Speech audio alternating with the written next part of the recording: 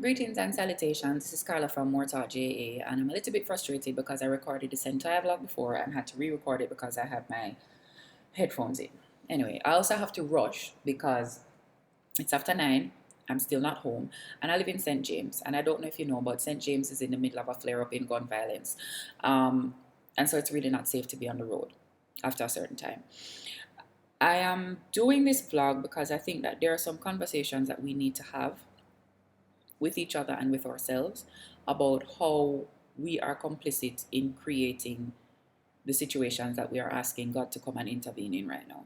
Right? So everybody's pleading the blood of Christ. They want Christ to come down and save us from the God man them. They want the police to come in and intervene, which means that we need more men with guns trying to combat the men with guns. We need more people killing young black men to combat the fact that young black men are dying, etc., etc., etc. Right? And the whole thing is very complicated. I can't get into the details of that because I don't know what it is that is causing it. People have a lot of theories. I don't have anything conclusive. But I do know that inside of this, a lot of us are being inadvertent hypocrites. Right? So one got to come and save us now. And I'm here to tell you that even if you unleash the entire Army Reserve of Jamaica and the USA on these men, and even if you kill off all of the young black men from the ghetto communities, because that is what some people want, right? This situation will present itself again and again because we are not willing to make the necessary changes to have any lasting impact. First thing, inequality. We live inside of a system where you have one set of people who have access to money, car, big house, clothes, all of these types of things, and one set of people who don't. And not just that they don't, for generations they don't, and they just cannot seem to get to it. We also live inside of a system where having access to money, car, big house, being able to put your mother into retirement and etc., you're being told that that's what you're supposed to be able to do. So you have one set of people who just cannot fulfill whatever seems to be their birthright because they cannot access these things. Continuously living in a system where there is gross inequality will almost always result in some type of injustice, and usually that injustice will be in the form of violence because people are going to act out because they're going to be frustrated. They're going to act out because they're frustrated. Some of them will act out because they're actually suffering and they're hungry. But more often than not, there's a good amount of resentment between one set of people and another set of people because it's like you're here and you don't care. How can you come and plead the blood now and want God to come and intervene when you are the same person who is against teaching patois in schools? Because one set of people in Jamaica, actually need patois to help them learn English. And learning English is what is going to allow them to perform inside of our present education system. Performing in that present education system is what is going to allow them more readiness to be trainable, more readiness to be employable, which is going to make it less likely that they'll be involved in some type of criminal activity because it's either them going to get a job here or perhaps them can qualify and go to foreign.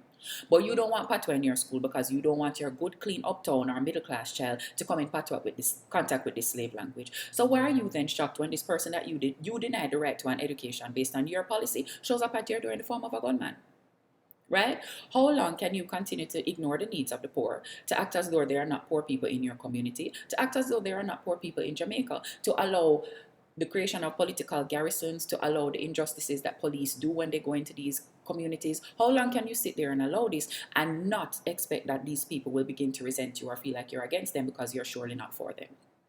How long can you continue to have businesses and not hire people that come from a certain community because supposedly they're all criminals, as though you don't realize that the lack of employment in those communities is actually what leads to the increase in criminality in those communities, and that sometimes by hiring a person from that community, you could change the experiences of an entire family and the generations below that?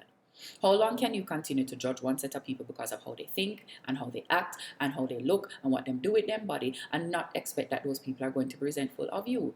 Because the thing I want you to understand is this, yes, critical urgent intervention is needed, but for every young man that is killed by the police who has a child, that is a potential young man who will grow up hating the police because the police killed his father, and on and on and on it goes.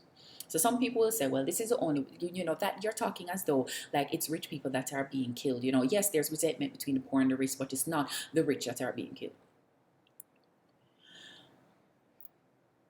We continue to socialize our men to equate masculinity with violence, with heartlessness, and basically not caring about anything.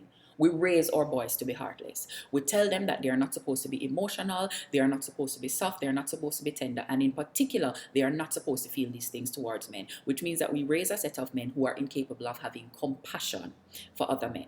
A picture came up the other day of a man and his son was lying down on his arm. His 18-year-old son was lying down on his arm. The internet shut down. It gay. Him gay. What kind of man cannot lay down upon him father, so he's not manly enough? How is it gay? It's his father. Is that really how degenerate your mind is? Two brothers, an album cover comes out of Ray Shremmerd, and there are two brothers leaning on each other. It gay because it just look gay. Them look too soft for them too happy if you lean up on one another. I have a member of my staff right now who has a 9-month-old son who kisses his son, and people tell him that he's not to kiss his son because it's going to make his son gay. Actually, him to stop hold up the son and show affection to the son.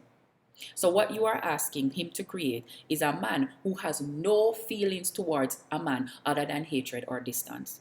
So why do you think that it is so easy for whoever it is that has these guns, that's giving these guns to these boys, to put these guns in their hands and tell them to go and do violence to other men and they don't feel any way about it? There is a reason that it's not women who are being asked to do this type of violence. And it has nothing to do with the fact that, oh, women are naturally softer. It has to do with the fact that we socialize men to basically hate men. Because man, me no like, me no love, me no trust. If you want to get a heart, get a girl, zip it up. So if you feel anything for a man, there is something that is automatically wrong with you, right? So why is it that we are surprised when these boys turn into the exact type of people that you can turn into gunman and send them out to do anything to a man? We keep on saying that we want things to change, but we're not willing to do the things that actually need to happen to change. You want to stop this violence?